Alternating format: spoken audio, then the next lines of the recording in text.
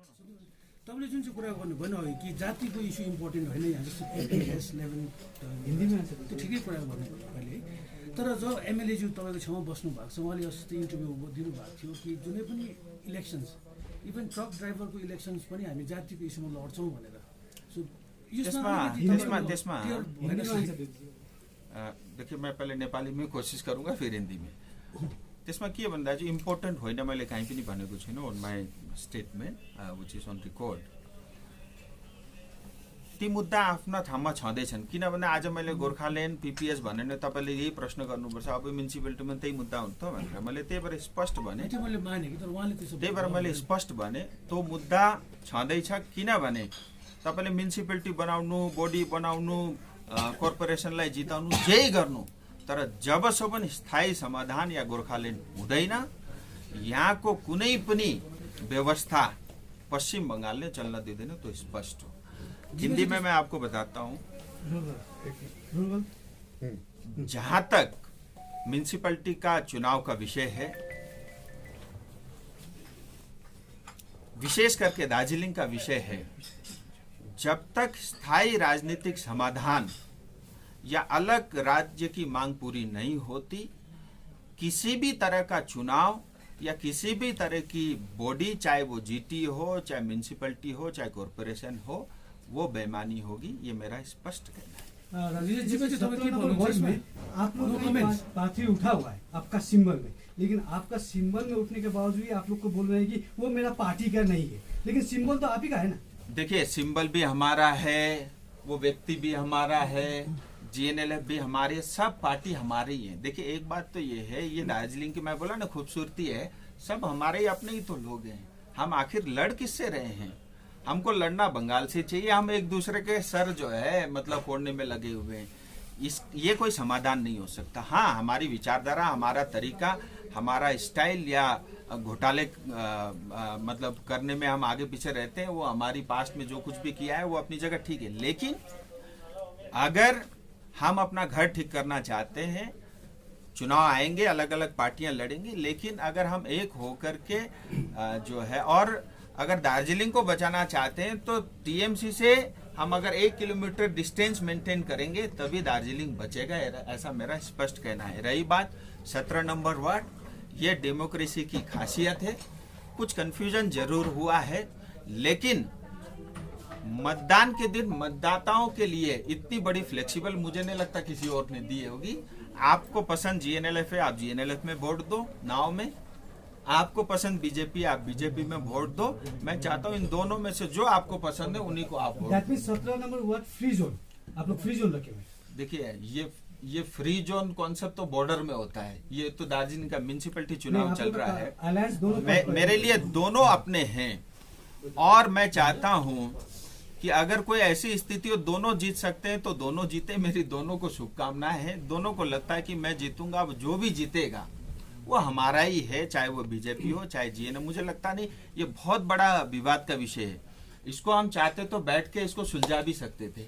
हमने एक एक्सपेरिमेंट किया मैंने बोला दोनों की बहुत इच्छा हो रही चुनाव लड़ने की दोनों लड़े तो बहुत बड़ा विषय मेरे लिए नहीं। तपाईँले जस्तै हेर्नुहोस् 2009 देखि बीजेपी जीएनएफ यहाँको पार्टीसँग अलायन्समा आएको बसेको है 20 वर्ष अलमोस्ट 10-12 वर्ष भयो। यसपालि तर बीजेपीले आफ्नो क्यान्डिडेट दिइरहेको छ दार्जिलिङ म्युनिसिपालिटीमा वेराज यहाँ कुरा हुन्छ रिजनलिजमको क्षेत्रीयतावादीको क्या। सो यसपालि तपाईँले म्युनिसिपालिटी इलेक्सनमा क्यान्डिडेट दिँदाखेरि यो रिजनलिजमलाई अलिकति डाइल्युट भएको जस्तो लाग्दैन कि वाट इज त्यस्तो म भन्दिनँ किनभने दाजु हेर्नुहोस् यहाँ म्युनिसिपालिटीमा 8 जना बीजेपीको क्यान्डिडेट छन् त पहिला कहिले दिँदैन थियो क्या 8 जना छन् तर ती 8 जना दिल्लीका त होइन नै यहीँका हुन् पहाडकै त्यही रिजनल एस्पिरेसन बोकेका मानिस नै हुन् तिनीहरू पनि। आज बीजेपीले सबै अरू पार्टी भन्दा बेसी रिजनल एस्पिरेसन बोक्ने पार्टी आज बीजेपी बनेको छ। हामीहरूको विशेष गरेर बीजेपीको काम यो चुनावमा फेभिकोल जस्तो छ हेर्नुहोस् सबै गठबन्धनलाई साथ राख्ने है किन भन्दा मेरा लागि मैले अस्ति पनि भने म्युनिसिपालिटी चुनाव भन्दा गोर्खा एकता इम्पोर्टेन्ट हो किनभने भोलि सबैलाई लिएर यही अनुहार लिएर मैले गएर टक्समा फेरि बस्नुपर्छ त्यतिखेर हामीहरू खण्डित भयौँ भने अलग अलग भयौँ भने सायद एक्लै मलाई पनि गाह्रो होला साह्रो होला। त्यही भएर म्युनिसिपालिटी चुनाव भन्दा पनि मेरा लागि ज्यादा इम्पोर्टेन्ट यो हो कि हामीहरूको गोर्खा एकता र यो जुन गठबन्धन एलायन्स छ यो कायम राख्नु, त्यही नै बीजेपीले यो चुनावमा गरिरहेको विशेष के थियो भने तपाईँ जुन चाहिँ त्रिपक्षीय वार्ता हुनु अगाडि तपाईँ घरिघरि दार्जिलिङ आउनुहुन्थ्यो, त्यसपछि त्रिपक्षीय वार्ता बस्ने भन्ने कुरो तपाईँहरूबाट प्रचार प्रसारमा आएपछि होइन, त्यस तपाईँ आउनु नै छोड्नुभयो, त्यो सक्सेस पनि भएको छैन अहिलेसम्म। र अहिले यो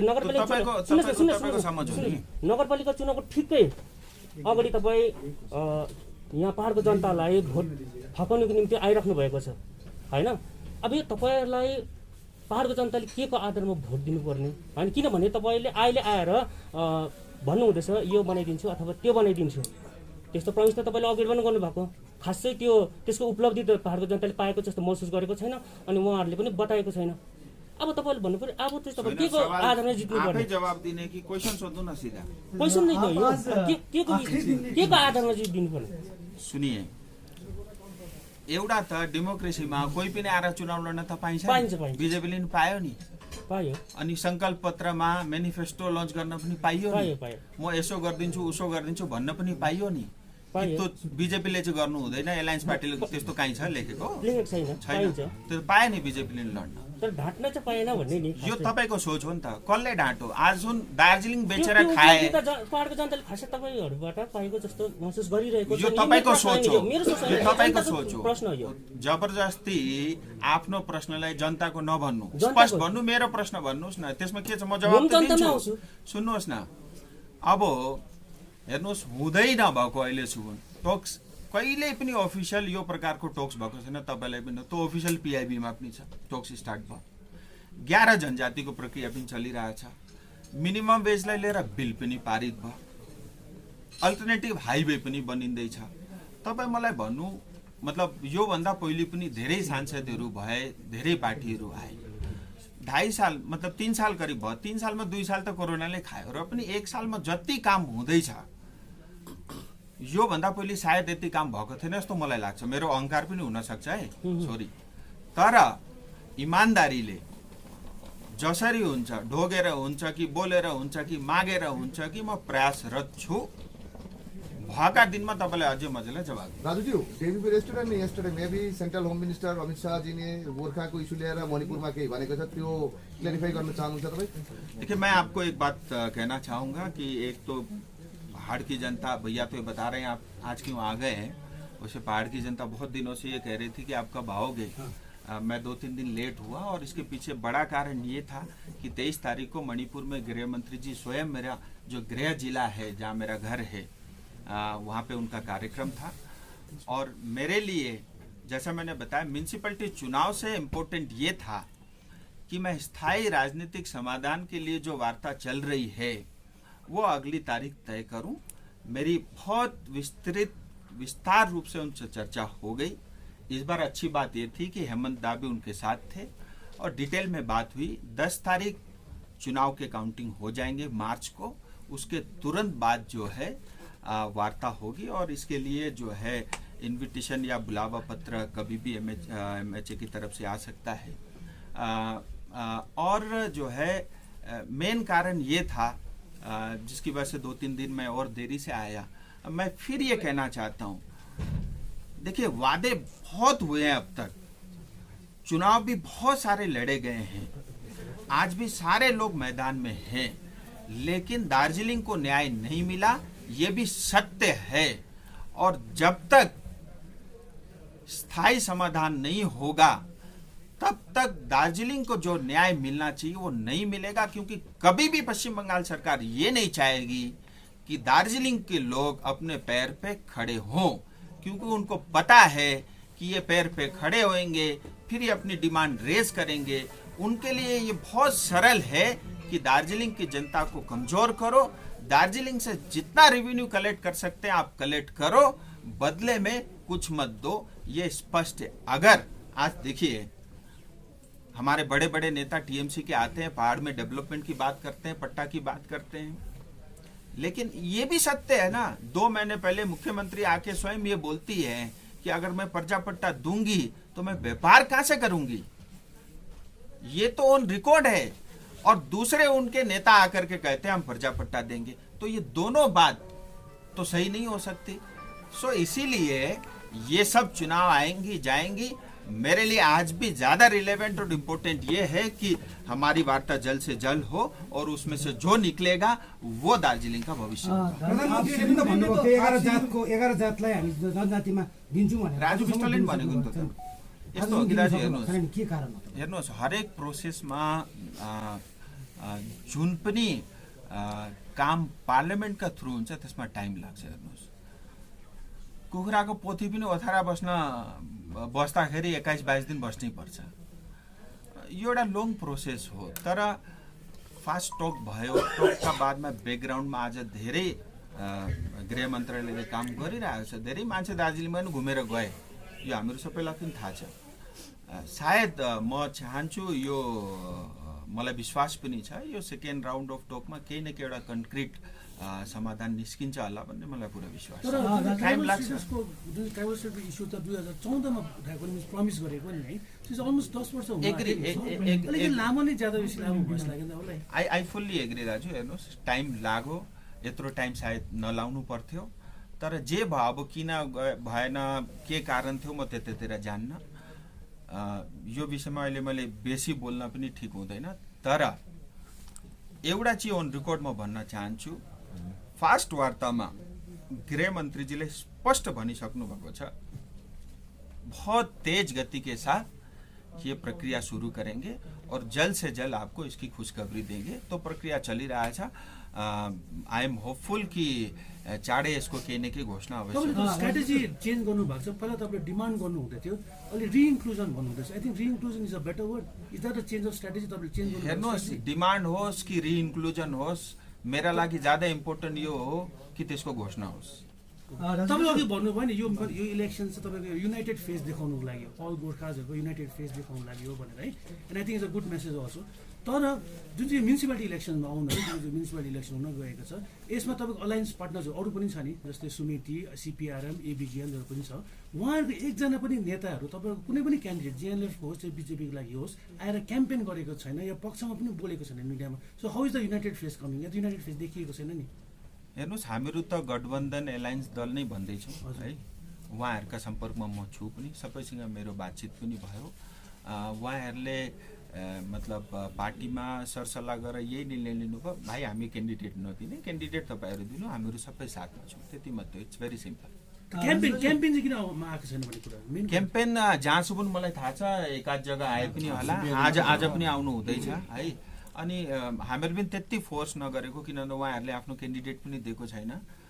तर हामीहरूले बारम्बार जति पनि हामीहरूको ठुलो कार्यक्रम हुँदैछ इन्भिटेसन उहाँहरूलाई पठाइरहेको छौँ।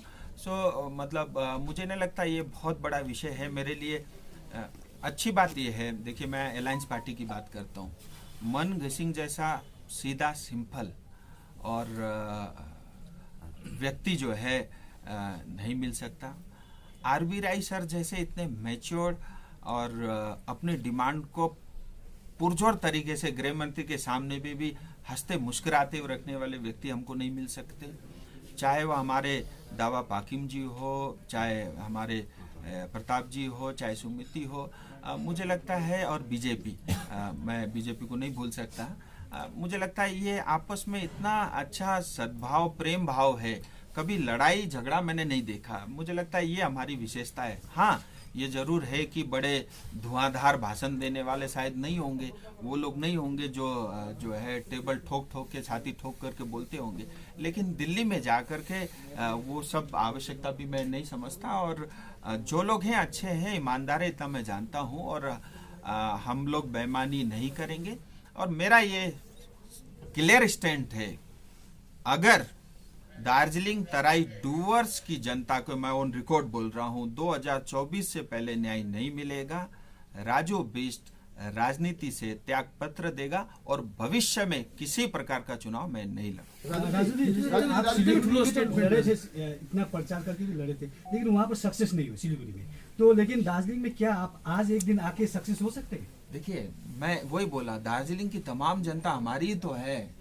हमारी जनता जब हम ही है मैदान में, तो हम हार तो हो नहीं सकती, जीती जीते।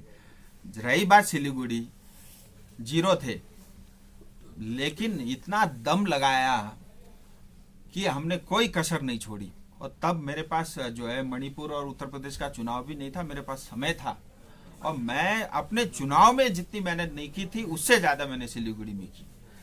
और कम सीटें आई हैं तो उसकी जिम्मेदारी मैं लेता हूं, 5 आई है मैं अपनी पार्टी को देता हूं। लेकिन एक सच्चाई ये है, 2 सीट बीजेपी की थी और पुलिस प्रशासन सरकार उनके साथ खड़ी थी, उसके बावजूद भी 2 से बढ़ के 5 हुए हैं। 25% वोट जो है बीजेपी को मिला है। मैं समझता हूं और मैं ये पूरा चैलेंज के साथ बोलता हूं कि ये 5 वार्ड के अंदर में जो काम होगा, जितने भी टीएमसी के वार्ड के काउंसलर है उससे ज्यादा काम होगा, और ये मैं करके दिखाऊंगा। ये भी मेरी जनता से अपील है। इतना ही नहीं, सिलीगुड़ी हो, दार्जिलिंग हो या पश्चिम बंगाल का कोई भी कॉरपोरेशन, म्युनिसिपैलिटी या सरकार आज 6 लाख करोड़ के कर्ज पे बैठा हुआ है। आप दीदी के हर दिन के स्टेटमेंट देखिए, कुछ करने की स्थिति में नहीं है। बैंक करप्ट होने वाली सिचुएशन आज पश्चिम बंगाल सरकार की है। हम सबका भविष्य बहुत अंधकार में है। इसीलिए मतलब जिस परिपाटी में जिस तरीके से स्टाइल से जो है पश्चिम बंगाल सरकार चल रही है, ये दुर्भाग्य है। जल्दी इनको अपना रास्ता तरीका बदलना होगा। बहुत भारी इन्वेस्टमेंट जो है लाने की आवश्यकता है, भारी परिवर्तन जो है, क्योंकि 5 साल सरकार है, ये मेरी भी सरकार है, और अपने तौर तरीके को बदल करके जो है बंगाल को सुरक्षित रखना और बंगाल को प्रगतिशील रखना, ये टीएमसी सरकार का काम। राजु तपाईले अहिले एकदमै ठुलो स्टेटमेन्ट गर्नुभयो है, एकदमै ठुलो स्टेटमेंट गर्नुभयो, जुन चाहिँ तपाईँ राजनीति छोड्छु भनेर सेकंड फेज हो सकता है, ऐसे कुछ पॉसिबिलिटी दिखाई दे रहा है आपके पास? पहले आप 21 मार्च से 8 अप्रैल तक इनसाइड में ट्राइपार्टाइट टॉक की सेकंड फेज हो सकता है? ये दादा भी ऐसे सवाल पूछते हैं जैसे इनके पास स्पेसिफिक जवाब हो। वो देता हूं। यदि ठुलो स्टेटमेन्ट गर्नुभयो कि 2024 सम्म के दिएन भने तपाईले राजनीति छोड्छु भन्ने है, छोड्दैन। सो लाइक इट्स यति साह्रो ठुलो देखिए, स्टेटमेन्ट कि मैं नेशनल स्पोक्सपर्सन है बीजेपी को। मैं अभी दार्जिलिंग का सिर्फ सांसद हूँ। मेरा राजनीति में आना कोई उद्देश्य नहीं था। मैं आज भी राजनेता नहीं हूँ, और मुझे मौका मिला 5 साल दार्जिलिंग की जनता का सेवा करने का। 2.25 साल करीब होने को है। आज तक मैंने कोई छुट्टी नहीं ली। मैं बच्चों को लेके कभी घूमने नहीं गया हूँ। मैं ये विषय आया, मैं इसलिए रख रहा हूँ। खैर, ये बहुत पर्सनल चीजें हैं, और मैं दिन रात मेरे मन में यही रहती है कि जिन्होंने मुझे वोट दिया है, कल मैं राजनीति से दूर रहूं तो लोग मुझे गाली ना दें, लोग ये ना कहे कि बहुत घटिया किस्म का सांसद था। मुझे इस बात का बहुत डर रहता है। इसीलिए मैं प्रयास करता हूं कि जनता ने जो आशीर्वाद, जो प्यार मुझे दिया है, दिन रात एक करके भी मैं उसके लिए करूं। और मेरी पार्टी से, मेरे शीर्ष नेताओं से बार बार दार्जिलिंग का विषय को लेकर के चर्चा हुआ है, और मुझे पूरा विश्वास है कि अगर कोई समाधान करेगी तो भारतीय जनता पार्टी ही करेगी। दम भी है और किया भी है, और कोई कर नहीं सकता, ये मैं लिख करके दे सकता हूं। अगर इस 5 साल के दौरान भी, क्योंकि मैं इतनी बार जनता को बोला हूं, अगर ये काम नहीं होते तो मेरा सांसद बन के इस कुर्सी में बने रहना ये मेरे से होगा भी नहीं। और मुझे लगता है ये मेरे व्यक्तिगत उसके लिए भी उचित नहीं है। और फिर मैं ऐसा मानूंगा कि मेरे से ये काम नहीं हुआ, और मैं ज्यादा पसंद करूंगा कि मैं दूसरों को जो है कुर्सी दे दूं। और भनेपछि तपाईँको तपाईँको intention कार्यकालभित्र तपाईको इन्टेन्सन माथि मैले सोधेको होइन कि तपाईँको हेर्नुहोस् है, तपाईँको इन्टेन्सन उत्तर नेपालीमा दिनुहोस् न, कारण यहाँ गोर्खा नेपाली बस्ने गर्छ। आज तपाईँले एकदम तपाईँलाई बुझ्ने र हेर्ने पनि नेपाली जनता नै हो। 2019 को लोकसभा इलेक्सनको याद गऱ्यो भने तपाईँले लास्ट डेमा एउटा जनसभा गर्नुभएको थियो चौरास्तामा। त्यहाँ तपाईँले चाहिँ Gorkhaland for the first time use गर्नुभएको थियो कि मेरो डिमान्ड पनि गोर्खाल्यान्ड हो। That was also the last day. आज पनि चुनावको last day of the municipality day हो है। सो यो मिन्स तपाईँको लागि मैले तपाईँको इन्टेन्सनलाई मैले क्वेसन गरेको होइन, but will the party back यु? तपाईँले जतिको ब्याक गर्नु खोज्नु भन्दा चाहिँ विल द पार्टी ब्याक यु? हेर्नुहोस्, आज पनि ब्याक गरिरहेका छन्। हिजो मात्रै मणिपुरमा आएर गृहमन्त्रीले बिजेपी भनेको गोर्खाको पार्टी हो भन्नुभयो। अनि कुनै पनि नेसनल पार्टीको संकल्प पत्रमा हामीहरूको स्थायी राजनीति समाधान लेखेको छैन। न कांग्रेसले, न कुनै XYZ पार्टीले। अनि आजसम्म पनि जति पनि टक्स भए या पार्लियामेन्टदेखि जति पनि रिप्लाईहरू आउँदैछन् त्यसले पनि त्यही प्रमाणित गर्छ। मलाई पुरा विश्वास छ मेरो पार्टीमाथि, व्यक्तिगत सम्बन्ध पनि छ, व्यक्तिगत तौरमा पनि कुरा हुन्छ। तर एउटा मतलब हामीहरू सबैलाई थाहा छ बङ्गालको स्थिति कस्तो छ, आज देशको स्थितिको धेरै कुराहरू हेर्नुहोस्, राजनीतिमा सबै कुरा बोलेर मात्रै पनि हुँदैन, धेरै कुरा नबोली पनि गर्नुपर्छ। एन्ड आई एम स्योर कि बिजेपीले न्याय अवश्य गर्छ, चाँडै नै गर्छ। तपाईँले जुन 19 को कुरा गर्नुभयो हेर्नुहोस्, आज पनि मन्दिरका छेउमा गएर तपाईँले बोल्न लाउनु, म त्यही बोल्छु, ढाँट्दिनँ। तर म एउटा कुरो पनि स्पष्ट बताउन चाहन्छु, मेरो चुनावको दिनमा थिएन त, मेरो चुनाव त भइसकेको थियो, भोट पनि हालिसकेका त्यो एमएलए को बाई इलेक्सनको चुनावको दिन थियो। अनि हेर्नुहोस्, मैले अघि पनि भने मन्दिरमा गएर अब त प्राङ्गणमा गएर ढाँट्नु त भएन, मेरा मनमा त जे छ त्यो त निस्किन्छ। भनेपछि जुन चाहिँ स्थायी राजनीतिक समाधान भन्नुहुँदैछ नि तपाईँको कार्यकालभित्र चाहिँ हुन्छ भनेपछि मलाई पुरा विश्वास छ। प्रक्रिया भनेपछि यस्तो हो, तपाईँको कार्यकालभित्र भएर अहिले दार्जिलिङ नगरपालिका चुनाव चलिरहेको छ है, यो जित्नुलाई त्यो मुद्दा त हेर्नुहोस्, म त्यति सस्तो राजनीति गर्दिनँ। हजुर, म त्यति सस्तो राजनीति गर्दिनँ अनि त्यति सस्तो राजनीति गर्न पनि आएको होइन। जनताले मेन्डेट दिएको नै स्थायी राजनीतिक ठोक्वा दिनु पर्यो नि त तपाईँले। तपाईँको मेरो कार्यकालभित्र चाहिँ स्थायी राजनीतिक समाधान, गोर्खाको स्थायी राजनीतिक मेरो समाधान सुन्नुहुन्छ कि क्वेसन मात्रै क्वेसन माथि क्वेसन गर्नुहुन्छ। हेर्नुहोस्, जनताले मेन्डेट दिएको स्थायी राजनीतिक समाधानका लागि हो एलायन्स पार्टीलाई। एलायन्स पार्टी बिजेपी सबै गठबन्धन मिलेर स्थायी राजनीतिक समाधानका लागि काम गर्दैछ। यो सार्वजनिक सोशल मिडिया, नेशनल मिडिया अन रेकर्डमा पनि छ। हो, दोस्रो चरणको वार्तामा ढिलो भयो, त्यसका धेरै कारणहरू पनि छन्, तर चाँडै वार्ता हुन्छ। मेरा लागि सबभन्दा ठुलो काम स्थायी राजनीतिक समाधान दार्जिलिङ। ट्राइबोटेड मिटिङको टेन्टेटिभ डेट के छ? राजु, तपाईँ सानो क्लेरिफिकेसन कि मलाई चाहिएको, स्टेट सेन्टरले without routing the fund from the centre state आजकल दिनु सक्छ? बिकज एकजना अलायन्स पार्टनरले 13 फाइनेन्स कमिसनको कुरा गर्दै थियो अस्ति एउटा अन्तर्वार्तामा। सो इज इट पोसिबल कि कुनै फन्ड डिरेक्टली विदाउट द स्टेटको रूप गरेर ल्याउन सक्ने? दोनों सवाल, ये आखिरी सवाल होगा। स्पेसिफिक डेट जो आपने पूछा 10 मार्च के बाद होगा। मैं स्पेसिफिक डेट अभी ऐसे पब्लिकली नहीं बता सकता, क्योंकि वो चिट्ठी आएगी तो उससे हो जाएगा। दूसरा, विवेक जी ने जो सवाल पूछा बहुत ही वाजिब सवाल है कि क्या केंद्र सरकार direct without the involvement of state दे सकती है। ये एक बहुत बड़ा और बहुत ही जिम्मेदार वाला प्रश्न उन्होंने पूछा है। मैं आपके माध्यम से बताना चाहूँगा, 2014 के बाद भाजपा की सरकार बनी, उसके बाद हमने देखा है कि किस तरह से गांव, पंचायत, म्यूनिसिपैलिटी, कॉरपोरेशन को मजबूती देने का काम भारत सरकार ने किया है। और बहुत सारे ऐसे स्कीम है जो डायरेक्ट जो है म्यूनिसिपैलिटी को दिया जाता है। हमारे 2, 4, 5 बड़े काम है वो स्टेट की तरफ से हो भी नहीं सकते।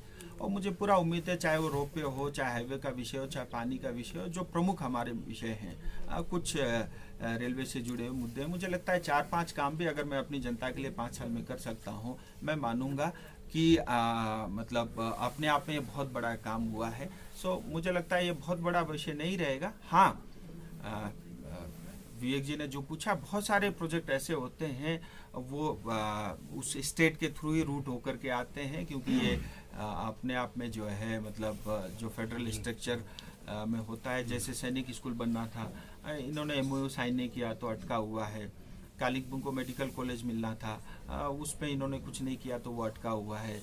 माटीगाड़ा में कोई एससी बच्चों के लिए हॉस्टल बनना था, वो अटका हुआ है। ऐसा भी होता है, बट बहुत सारे काम ऐसे हैं जो डायरेक्ट किया जा सकता है। हम प्रोजेक्ट बना करके भेजेंगे और भारत सरकार से स्वीकृति लेंगे। Medical college in Kalimpong is very important. के चाहिँ प्रॉब्लम है? देखिए, आज क्या है, भारत के हर एक जिले के अंदर में एक मेडिकल कॉलेज बन रहे हैं। जलपाईगुड़ी भी सैंक्शन हुआ है और जो है सेंटर से, हाँ सेंटर केंद्र की तरफ से, और जो है कालिम्पोंग को भी क्योंकि अलग जिला बना है तो कालिम्पोंग को भी वो अप्रूवल मिली है, लेकिन स्टेट की तरफ से उनको अभी अनुमति नहीं मिली है। जैसे स्टेट की तरफ से आएगी वो मेडिकल कॉलेज में कन्वर्ट हो जाएगा। एकलव्य स्कूल। चलिए बहुत बहुत धन्यवाद, थैंक यू।